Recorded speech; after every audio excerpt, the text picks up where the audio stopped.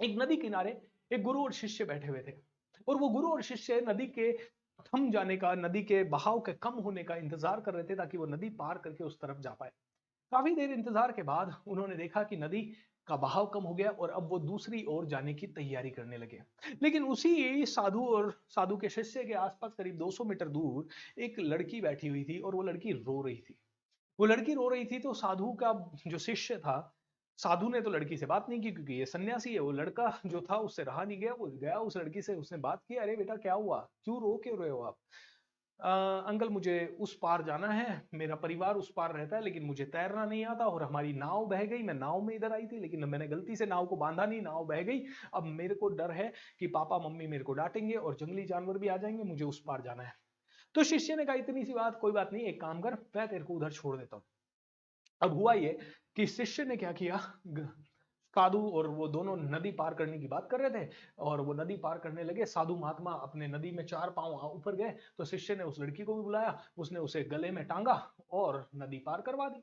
नदी पार करवा दी। साधु महात्मा ने जब ये देखा, मेरा शिष्य इसने सन्यासी होते हुए लड़की को छुआ, oh my God, oh my God, oh my God, वो तो आग बगुला हुए। लेकिन सिंस वो लड़की उनके साथ थी, उस लड़की को उन्होंने जहां पहुंचाना था वहां पहुंचाया, और उसके बाद बिना बात करे तेजी से चलते रहे अपने आश्रम की तरफ। शिष्य कहे ये क्या हो गया गुरुजी को, ऐसा क्या हो गया है? उसके बाद भी वो चलते रहे, चलते रहे। 3-4 घंटे का उनका जर्नी था उनके आश्रम का। 3-4 घंटे तक साधु महात्मा एक रुपये, एक भी बात ना बोले, भयंकर गुस्से में, क्रोध में भयंकर चले जा रहे हैं, चले जा रहे हैं, चले जा रहे हैं।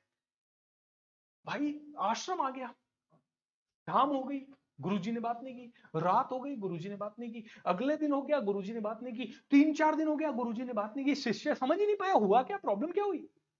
चौथे पांचवें दिन वो पीछे उनके पांव पड़ गया, बोला शिष्य गुरुदेव क्या हुआ क्या है, आप 5 दिन से ऐसा क्यों बिहेवियर कर रहे हो? बोला तू नालायक, तेरे को शर्म नहीं आती? तू एक सन्यासी होते हुए तूने लड़की को उठाया, पीठ पे बिठाया, उसे नदी पार कराई। Are you mad? पागल है? तेरे को क्या सीखा मुझसे? गुरुजी मैंने तो आपसे यही सीखा कि जरूरतमंदों की सहायता करनी चाहिए। उस लड़की को अपने घर जाना था, मैंने उसको घर पहुंचाया। नहीं तो तू इडियट है, ब्रह्मचारी है तू।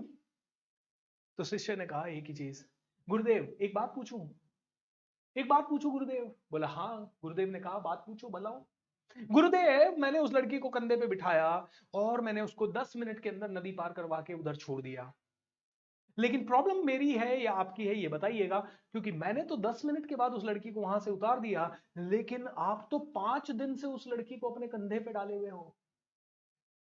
आप तो 5 दिन से उस लड़की को अपने कंधे पे टांगे हुए हो गुरुदेव, आपने तो अभी तक नहीं उतारा। तो ज्यादा बड़े दोषी आप हुए या ज्यादा बड़ा दोषी मैं हुआ? गुरुदेव मुस्कुराए, अरे अच्छा तो पक गया। गुरुदेव को अपनी गलती का रियलाइजेशन हुआ कि वास्तव में उसने तो शायद शुद्ध भाव से एक जरूरतमंद की हेल्प कर दी, लेकिन ये गुरु अपने सिग्निफिकेंस, अपने ईगो, अपने ज्ञान के नशे में डूबा हुआ ऐसा था कि ये 5 दिन से दुखी गुरु खुद हो रहा था।